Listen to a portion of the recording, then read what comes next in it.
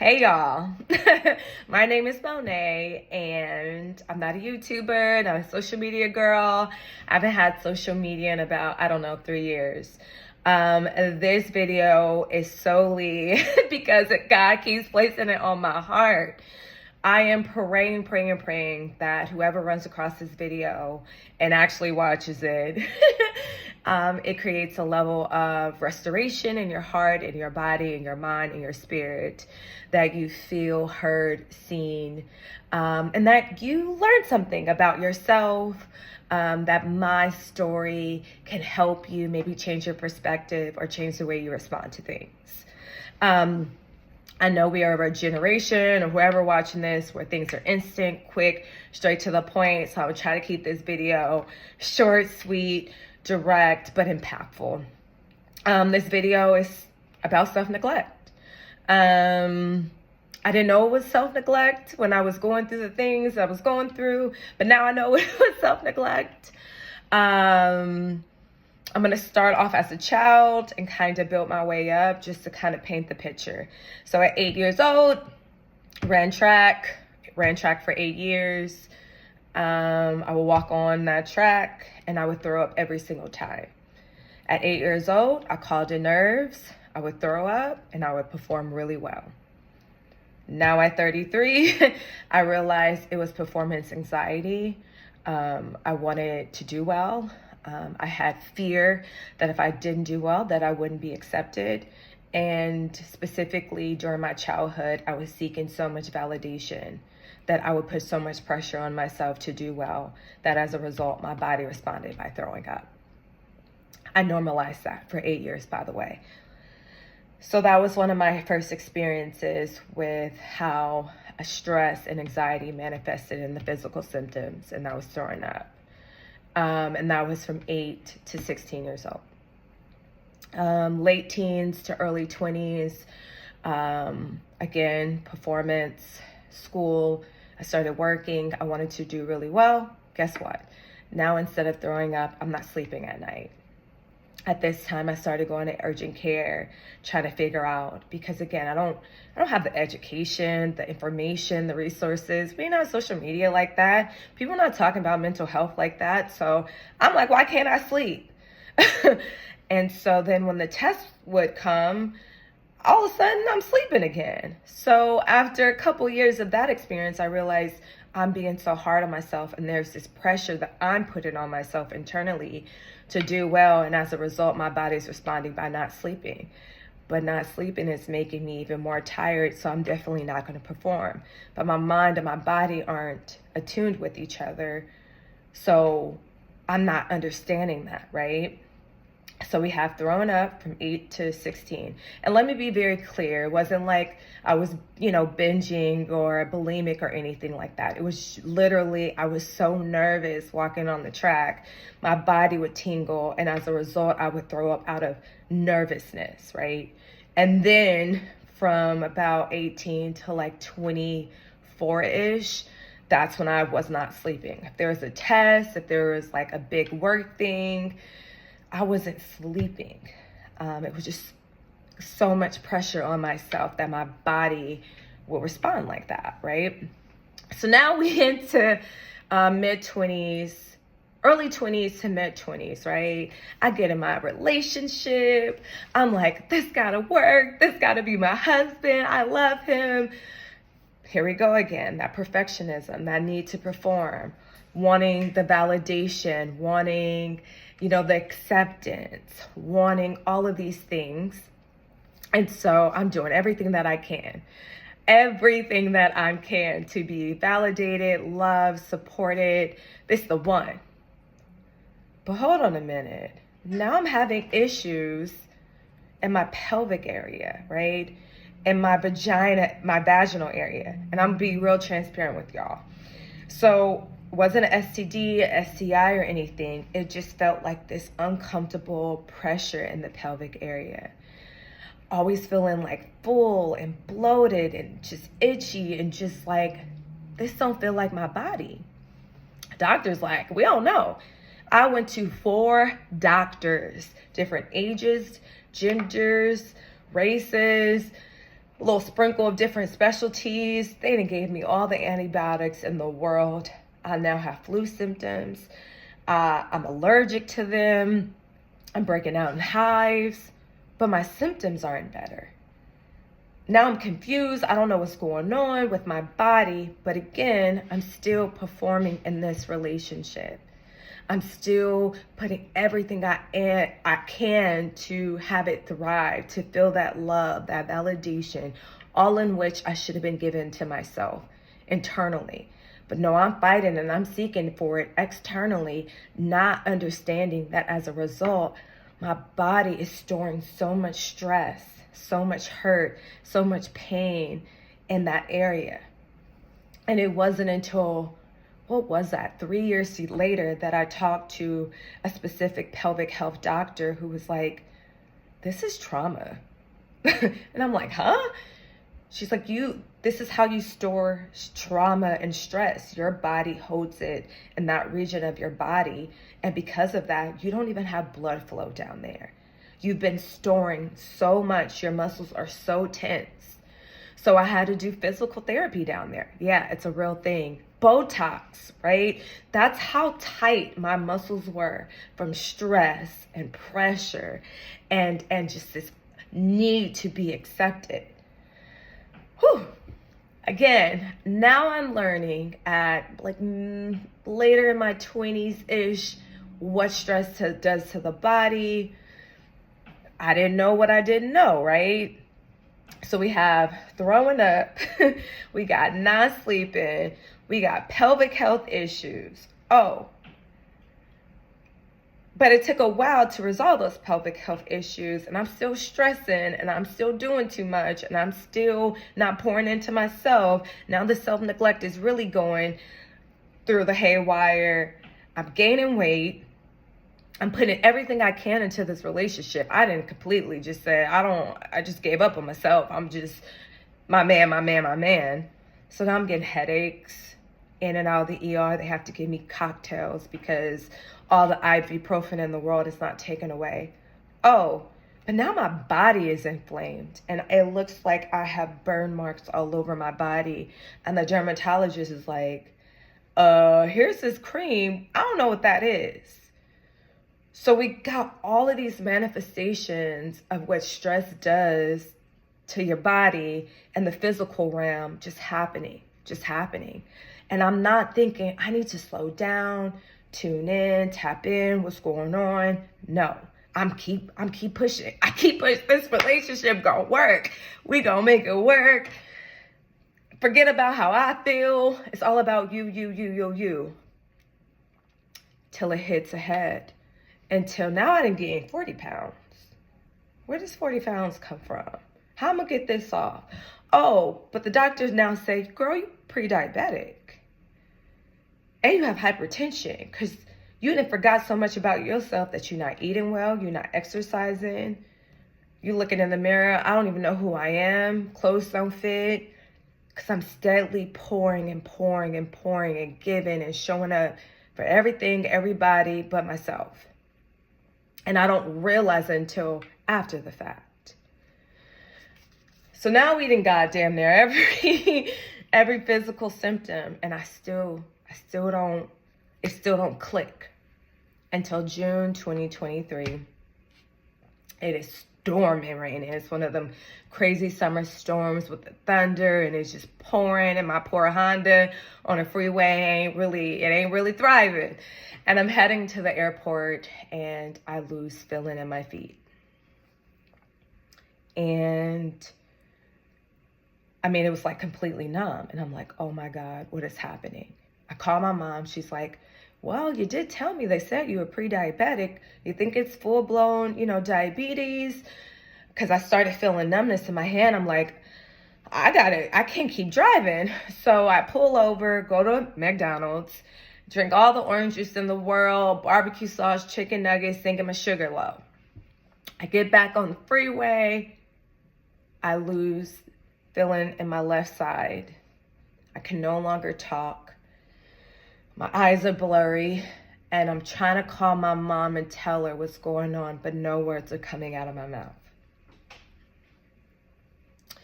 I forgot to mention that that same time, maybe a month, no, a couple weeks prior, that relationship I kept talking about, yeah, I got the ultimate betrayal and then ghosted.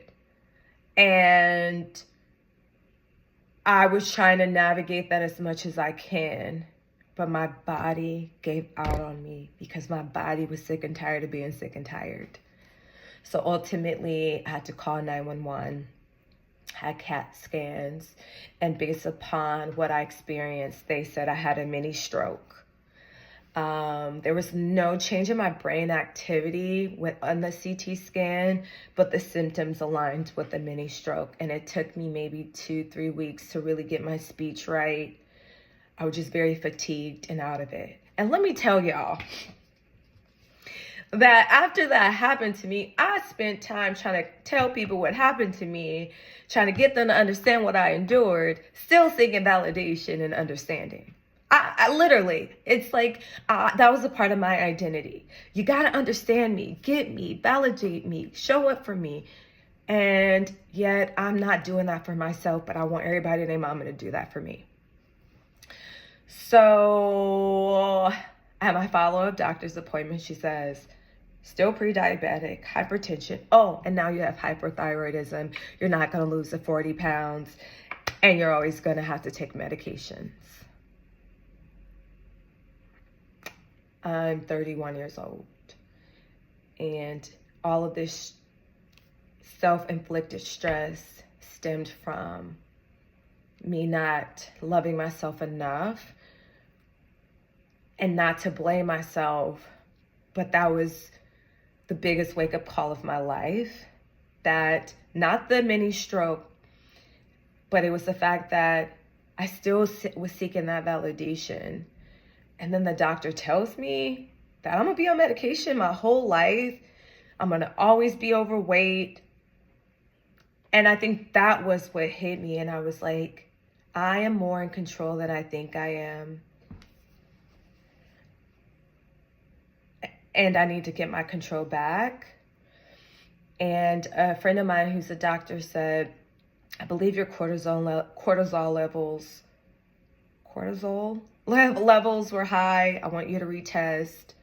And I said, I will retest once I get my shit together. And I started talking to God, started going to therapy. Shout out to my therapist, she's amazing.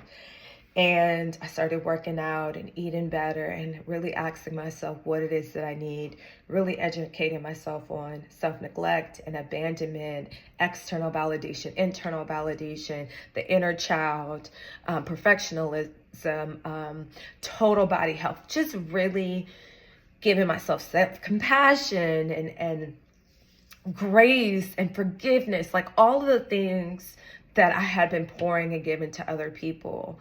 I slowed down and gave it back to myself, retested for the hypertension and the hypothyroidism, and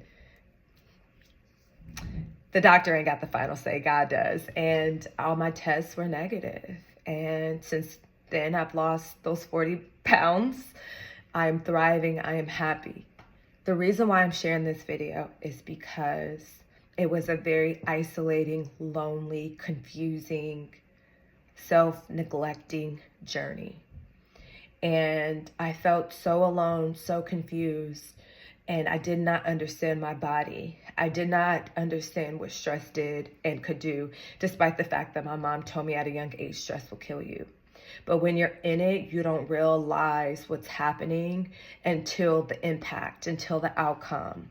And so, especially now with everything going on in the world, I am encouraging and praying for those to slow down, check in with yourself, love on yourself,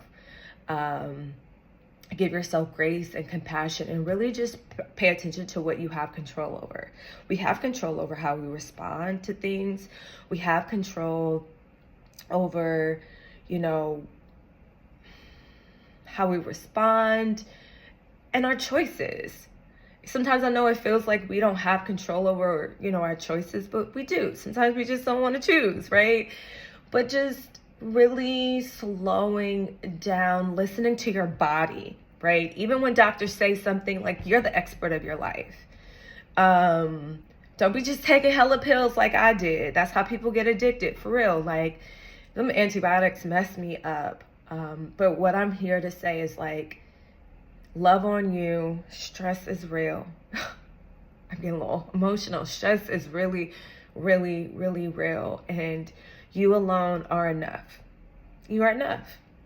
If someone doesn't want to be with you, it doesn't decrease your value. God has a better plan. But you can't love, I truly believe you can't love anyone truly until you love yourself. Know who you are. Let someone add to you. And just take care of yourself, like, for real. Like, really take care of yourself. I hear about people having autoimmune disorders. I know people who have them, and they say right before they got diagnosed, they went through hella stress. As much as you can, find a hobby, talk to God, move your body, drink some water.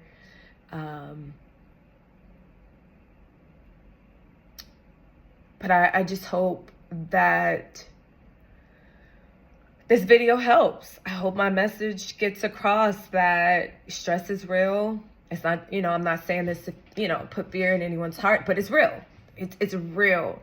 And I thank God for my body, the restoration of my body, and of my mind. It was a journey. It's going to continue to be a journey. I still have some days where, I'm not my best self, but I do remember how far I've come.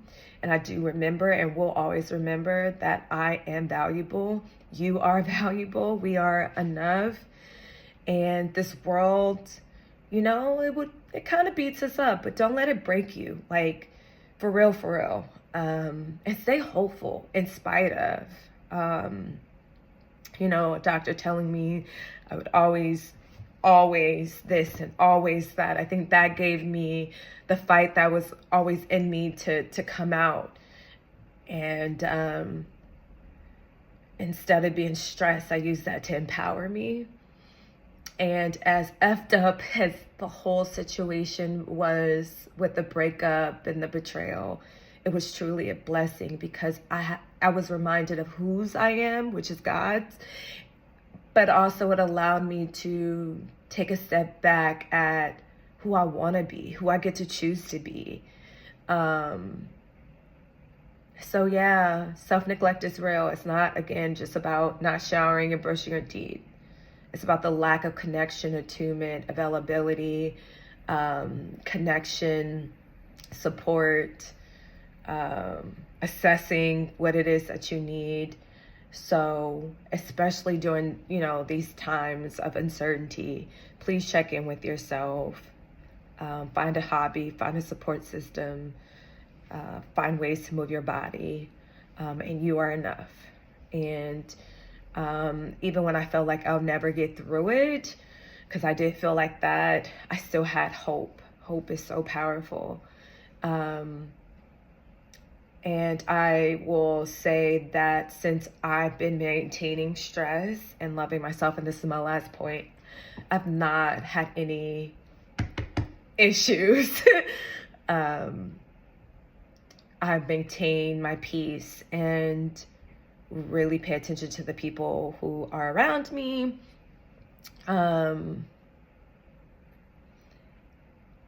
And it really also showed the impact of stress, because now that I am very aware and no longer neglect myself, yes, there are still stressful situations, but how I manage it, how I respond to it is totally different. And I don't feel the need for that external validation. I'm human, I'm in the flesh, so sometimes, but it's not to the extreme, right? And so I'm grateful, and sometimes, okay, this is my last point. Sometimes we have to go through really challenging things, and sometimes we have to hit rock bottom to find our way. And so I encourage you to find the blessing in all your experiences, and just change your perspective and watch how it changes your body and how you respond to stress, and your resiliency. My friend once told me, you're going through all of this because you need your wisdom stripes. And once you get those, you'll be able to manage and understand situations so much better. And she was so right. So stay encouraged. Thank you all for listening. Again, I'm praying this helps somebody. Like, keep going, man. So many times I wanted to give up. And so many times I was seeking just, am I alone? Did anyone else go through this? And so I hope someone watched this video and be like, damn girl, thank you for that. All right. Bye.